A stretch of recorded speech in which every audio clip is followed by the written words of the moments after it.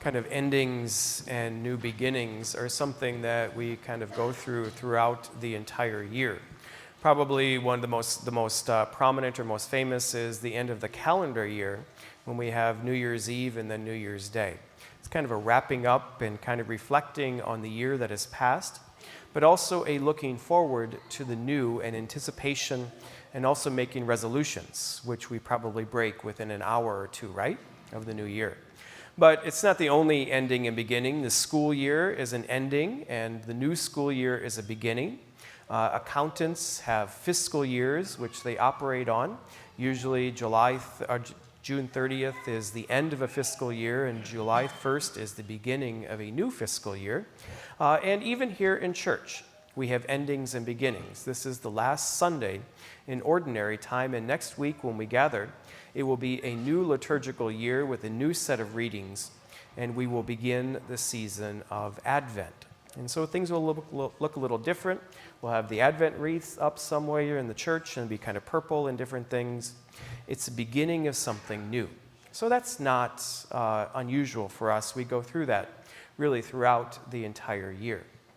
But always on the last Sunday of the year, of the liturgical year, we celebrate this feast of Christ the King. And this particular day, we have this parable from Matthew's Gospel, which many scholars call really kind of almost a summary of a gospel within a gospel. It, in a sense, is kind of a summary of all the themes and all of the images that Matthew has been kind of harping on for what we've been reading for the past year, particularly being aware of and caring for the most vulnerable in our society. But first we have to, in a sense, kind of challenge ourselves and ask ourselves the question, how do we do that? And do we recognize truly the needs of those around us? Now, I would imagine that probably most of us are fairly affluent in the sense that we're not going to wonder when we leave here today where our next meal is going to come from. That we're not going to walk out of this place and have no place to go to in the sense of a home with a roof over our heads. We probably had abundant opportunities and options for different outfits we could have worn today, unless, of course, of a priest, and you have to wear black and white, but we probably have lots of choices. And in a sense, we are so blessed. We're so affluent. We are just so, filled with God's goodness in many, many ways. But lots of people in our world are not.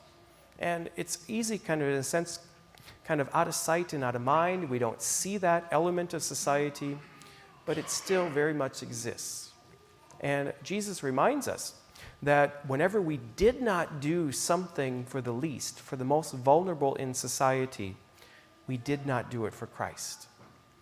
So I always think it's important, in a sense, to kind of put a human face and kind of a humanity to the vulnerable and the poor in society. Now, I'm kind of blessed to work in a church, and people see churches as places of welcome, but also places of refuge, a place where they can find something if they are downtrodden and in need. And so being in the office in Epworth, I sit there, there at different times, and people will stop by, and they'll need sometimes just somebody to talk to, or they'll need some money for some gas in order to get further down the road a little bit, or they'll need some food and something to eat. And probably a few months ago, this woman came and she sat down, and I always kind of sit and try to spend time with people and listen to their stories, and she's telling me her story of her upbringing, her background, and they moved around quite a bit, and her father was an alcoholic and pretty abusive, and there was a lot of emotional abuse and physical abuse in the house, and she really has not had a chance to get stabilized. And she's telling me this story and what they're doing and such, and her daughter and her granddaughter are in the car, and they haven't eaten for a few days, and they're trying to get someplace, and they need some gas. And I said, well, we have a food pantry over here. We can go get you some food as well. And she said, well, that'd be great, Father. Thank you very much. I appreciate that. So I said, well, where are you coming from and where are you going? Where are you trying to get to? And she says, they're coming from Omaha, and they're trying to get to Indianapolis. Now, my geography kicks in, and I'm thinking, Omaha to Indianapolis, that's kind of a straight line. And almost on Interstate 80 and then Interstate 70, What are you doing in Dubuque? And well, then it was like, oh, well, we took a wrong turn. Now, the judgmental side of me could have sat there and said, you're lying to me, dear. Why should I give you anything? But the compassionate side says, this woman is really, in a sense, kind of a hard luck story. She's never really had some stability in life. She's probably had to lie in different situations just to get this and that and everything else. And in a sense, just because she tells me a little lie like that, that doesn't mean that I should neglect her. The food pantry is stocked full. We get all kinds of stuff.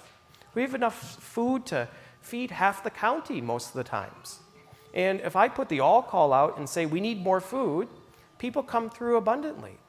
So we went over to the food pantry and we filled her stuff, and off the way she went, and she was so thankful and so happy. That puts the human face to need. It's easy to be judgmental. It's very easy to kind of, in a sense, kind of slip into that mode and say, well, God helps those who help themselves.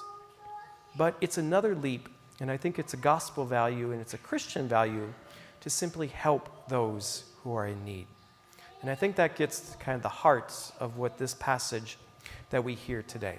And it's the heart of the message, and all of the things that Jesus did in the healings and, in the preaching and in the feeding.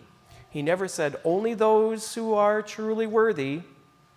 He just did whatever needed to be done for whoever was right in front of him right there. That's putting Jesus at the king and at the center. And that, I think, is the challenge that we face. It's the challenge that we have in going forth from this place, because we are abundant, we are blessed, and the Lord has given us so much. So how do we care for those who are most in need in our society?